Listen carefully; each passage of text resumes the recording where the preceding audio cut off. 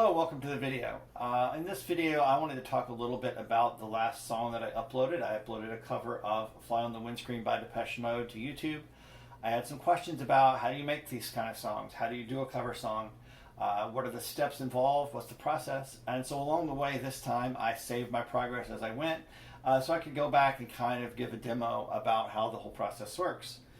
So that's what I would like to show for you right now. Let's start by looking at the song that I chose and a little bit of thinking. Really the first thing to do is to pick a song and think about it before you actually start working.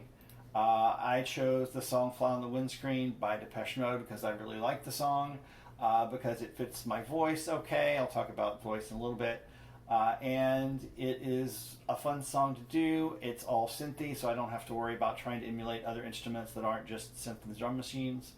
And it seemed like a fun song as far as the layers go. There's a ton of different layers going on in the song, and that seemed like a fun thing to attack and try to emulate. I decided to do a cover that was as close as possible to the original, not really emulating it exactly note for note, but I didn't want to make significant changes and I wanted it to sound like the original. Sometimes it's fun to do a cover that's entirely different, that changes some significant things. Sometimes it's a challenge to try to duplicate the original in as many significant ways as you can, and that's what I chose to do here.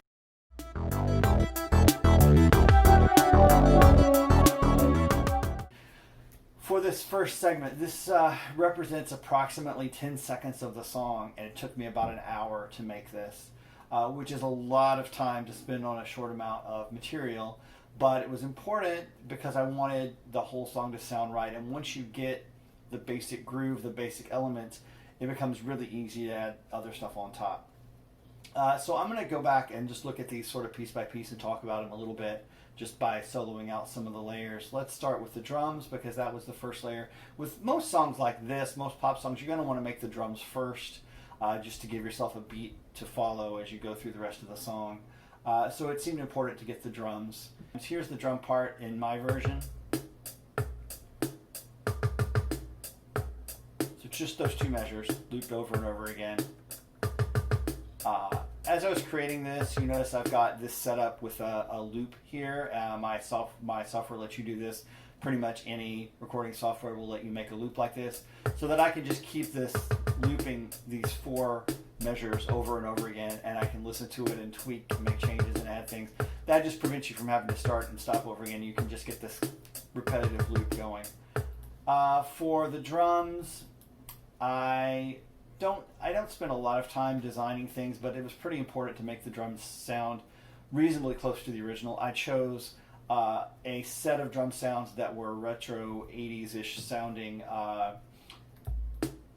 drums, but I did make a few changes, specifically with these sort of rim shot sounds, because that's important in the original song, and they weren't in that set, so I got those from some other places and brought them in. And it took a little time to get that working and sounding right, but in the end I was pretty happy with the drum sound. The next, probably second most important element in the song is the bass sound. And again, it's kind of that funky synth bass that's so important in this kind of music. In this case, I ended up layering and doing two different layers. This is a pretty good technique to do to get a sound that you want, is to put layers. So I have this layer, which is the sort of funky synth sounding, and then I put in another layer, which is the sort of very fat, wide open filter bass sound. And so if you listen to them, you can hear them individually.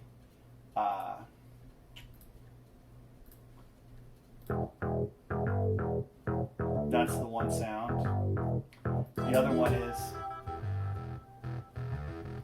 and so you put them together. Synth 2, this is the more prominent sound, but the other one, it just added a little extra sound overall. So at this point, I had this, and I wanted to tweak that, make it sound pretty much spot on before I kept going. and that was pretty good. So then moving from there, the next sound I wanted was that repeated sound, that sound. And I knew that there was a lot of echo in that sound. And so I went to choose a sound that was pretty echoey. In the end, I had to change the sound that I got by default. I use a lot of defaults. There's no point in redoing the wheel every time. So I actually use a lot of sounds that are created. These kind of software comes with hundreds and hundreds of sounds. There's no point in saying, oh, I can make this sound myself if there's already one that exists. But usually you have to tweak them a little bit. In the case of this one, I did have to tweak this because the echoes were too strong. There was too much echo and it was messing it up. So I took some of that down to make it not quite so echoey, but you still get some. And so that sound by itself. I also doubled the octave to make it a little stronger. And then when you add that to the other ingredients we have so far,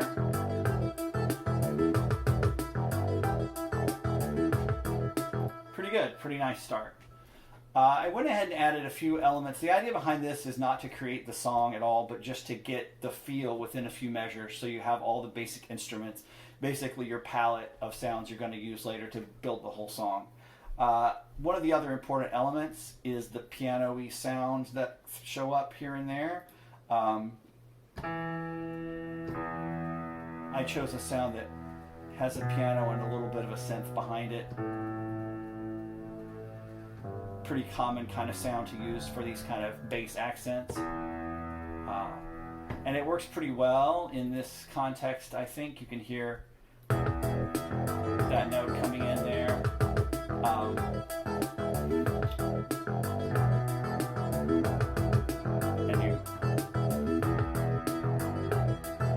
That one was pretty easy to put in. The last element of this little segment here I added was one more riff that I added. There's a bunch more layers I didn't add yet, but I wanted to get at least one more in to kind of get a feeling for it. It's this little run that goes. That repeats a lot. I chose a string sound combined with kind of a piano-y sound so that in the end you get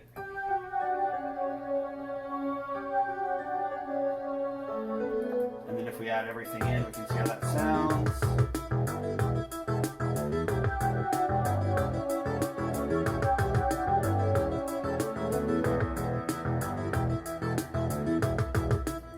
And that was the end of that first session. I spent probably an hour just to get this little bit going, which is a lot of time for 10 seconds worth of audio that's not even really finished yet. But it's kind of important, and I think inevitably when I make a song like this, the beginning is the longest. It's sort of a cumulative process. As you get closer to the end, it gets faster and faster to make because you can repeat sections, you can use things you already have your sounds chosen out. It's a lot easier. And that's the end of that session. Next, I'll show you what I did in the second session.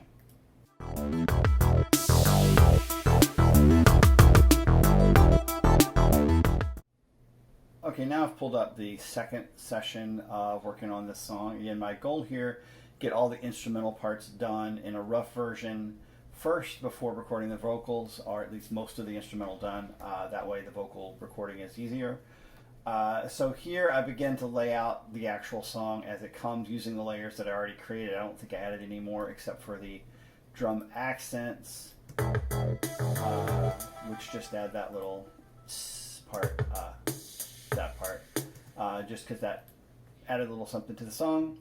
Other than that, the parts are all the parts I had before, but now I've actually started to turn them into the song. So I've got the piano coming in near the bridge section, which is here. These parts all work. And then this takes us up to the first chorus section where I stopped.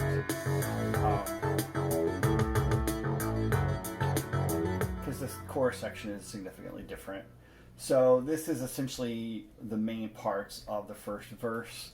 takes us through about the first minute and a half of the song. And this, creating this up to this point, it took only maybe 30 more minutes in addition to the first hour. So again, you see how it begins to happen a little faster once you have the pieces together and you're just copying and pasting them in the right places. So that was the second session.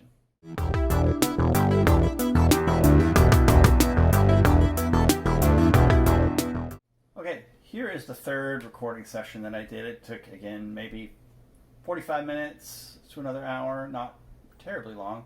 And here I laid out the entire song piece by piece, leaving out the choruses to come back in and finish later. So there are these places like here where there's a section where it lays where you don't see anything, and again that's where the chorus is going to come in that I'll fill out later. But this gives us a good idea of the entire scope of the song, other than beginning and end, which I'll add later. But it just kind of gives us a roadmap for the whole thing. I did add one new part. The second time the verse comes in, there's actually another little section. The new part sounds like this. It's subtle, but if you listen in the original track, you can hear that. If you play it all together, you hear that like this, coming in right here.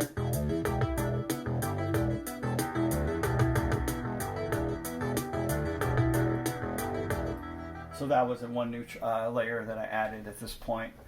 Again, the layers are important to really get the sound and the variety, because the layers shift as the song goes on.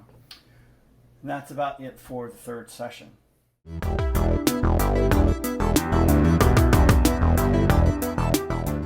Okay, this is the fourth session. This is when we finally add the chorus parts in, and I added a little bit of fade out at the end to kind of give the ending some character.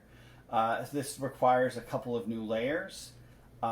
Firstly is this little layer that comes in the first time you hear the chorus.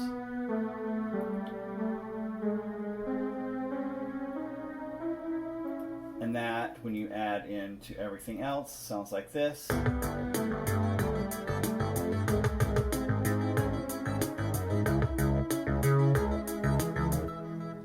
And obviously some of these other parts change a little bit in this section as well, but as far as new instrumentation, that's the only new instrument. When this part comes back, when you hear it here, it sounds like this.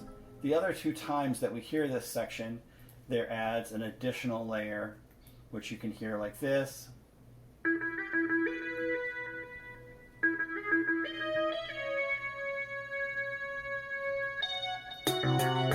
And that, when you put it all together with the other new part that we added, sounds like this.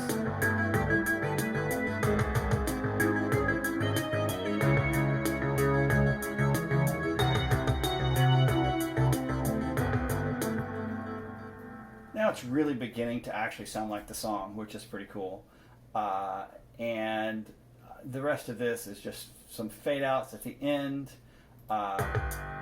Instead of just fading all the volumes at once, I decided to let some of the tracks fade slowly and leave other pieces intact. So we have all the pieces here, and then as the volume begins to fade out and pieces drop out, eventually we're left with just the piano and the drums going on, just to give it a little more interest than just fading everything out at the same time, and sort of copying what the original song does to a certain extent. So that was the fourth session. Again, it took maybe 45 minutes to an hour. At this point, I mixed the entire track down, because this is a reasonable approximation of the actual song at this point. And so I mixed this down into a single audio track to record the vocals, which will be the next part. Touch me, come. Okay, at this point, it was time to add the vocals.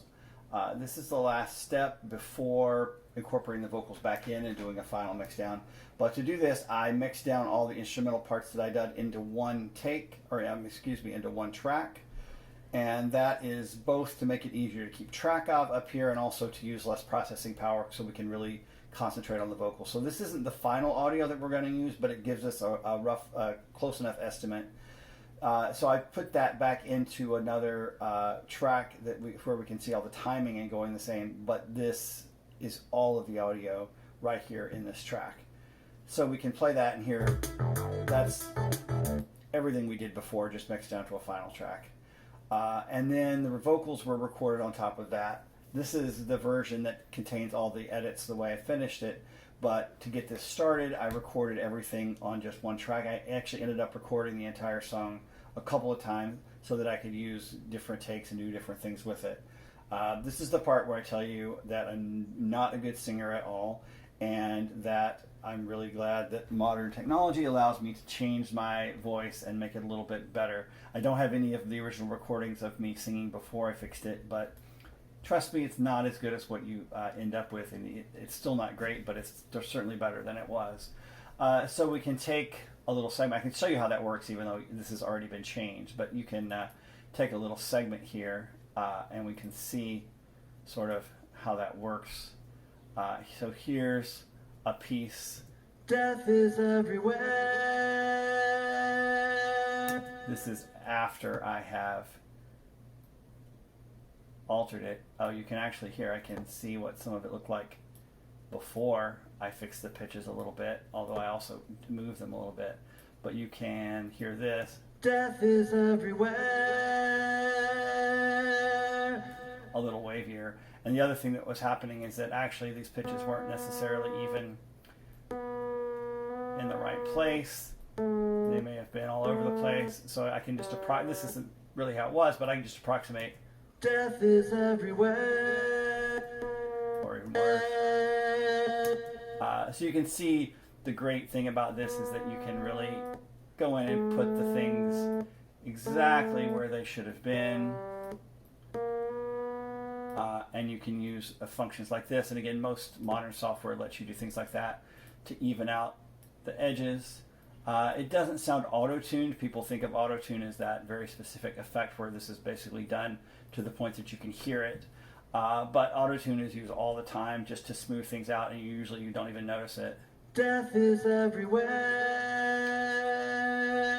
So we're back to where we were. And so it's just a somewhat, instead of doing it automatically, it's much better sounding if you can actually go through and edit each individual bit. So it's a somewhat tedious process, and so recording vocals takes a little bit longer because you have to go through and edit each individual pitch, especially if you sing as pitchy as I do. If you have someone who sings much better than I do, then you may not have to do this at all, or just a little bit just to make it sound a little bit better. So that's the first step. So this is what it sounds like together. Death is everywhere. And with the original. Death is everywhere.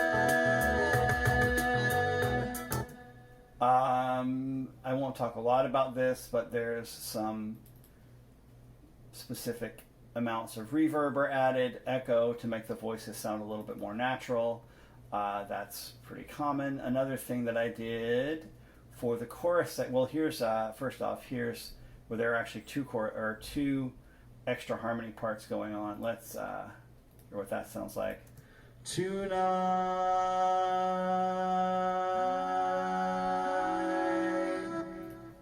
And so again, those are separate harmonies. I think this one was actually created artificially just by pitch changing this one, so that I didn't have to actually sing that note. And then I want to talk a little bit about the chorus section. For this section, I actually recorded the vocals twice and kept both of them, so you can hear one of them is here. Come here, kiss me now. And then I recorded it again. Come here. I also panned these left and right a little bit. Now. And when you give it together, it just gives a much fuller sound. Come here, kiss me now. It's a typical kind of sound effect used for sections where you want to give the voice a little more presence. So if you put it back into the overall thing, you can hear it. Come here, kiss me now. So it just sounds a little richer. Sounds like perhaps more than one person singing. And then the only other bit is there's actually another part down here. Touch me. And this part sounds different, and it sounds a little bit further away from the mix. So to do that, I just added more reverb and turned the volume down a little bit to make it sound like it's coming from a little bit farther away. So when you add it in with the other part, you hear the difference in the two parts. Come here, touch me, kiss me, touch me now. You can really hear how auto-tuned they are when you don't have the other part going. But anyway, when you put the instruments in, it sounds pretty good. Come here, touch me, kiss me, touch me now. Like that. And that is essentially all that happened in this mix, just recording those basic vocals. There's still a little bit more vocals that happened in the last step, but at this point, I felt like that was good enough. What I did then is mix these vocals down without the instruments. So I muted the instruments and mixed just the vocals down and took all this into a single audio file once I had leveled it and make sure that the levels were decent. And then incorporated that back into the original, and then went to the final step of mixing down and adding the final pieces.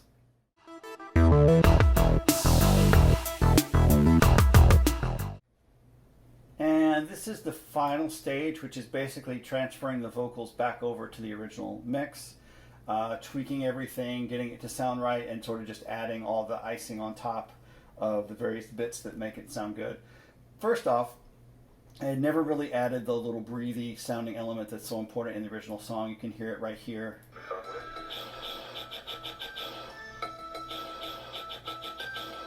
So that's a pretty dominant thing about the original song, and I felt like it was important. I wanted to keep it in. And so to do that, I just recorded myself breathing until I found one that worked, and then I just took it and made it rhythmic by putting it in here. And I did it back and forth between left and right, just to give it a little bit more interest. So it sounds like this.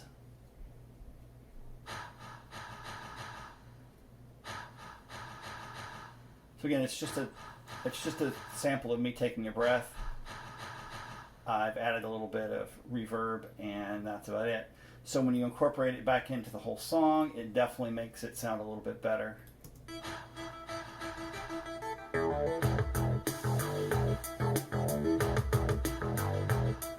And much more like the original. There's just one more little vocal bit that I added in the verse where they go, "The more I feel." If you listen in the original recording, you hear way in the background, you can hear someone say, "I don't know how you, I don't care how you feel," and it sounds like distorted over a radio. So basically, I just said that phrase and I recorded it, and then I added an effect to make it sound like a walkie-talkie. It was basically a walkie-talkie vocal EQ effect. So the end result is this. I don't care how you feel. It's very subtle because it's pretty soft in the overall mix, but in the overall mix it sounds like this. Again, it's just one of those little bits from the original that was really neat and I wanted to keep in. Other than that, it's just a matter of tweaking some of the elements. I worked on the beginning a little bit to make a version that I liked where it would fade in slowly. Worked on the outro a little bit more to make that work, and then it's just a matter of putting it all together, going to the mix, figuring out the volumes, adding effects as appropriate, and just getting it ready for prime time. And that's about it. And then it's ready from there. It's just a final mix down to an audio file, and you're good to go. That's it.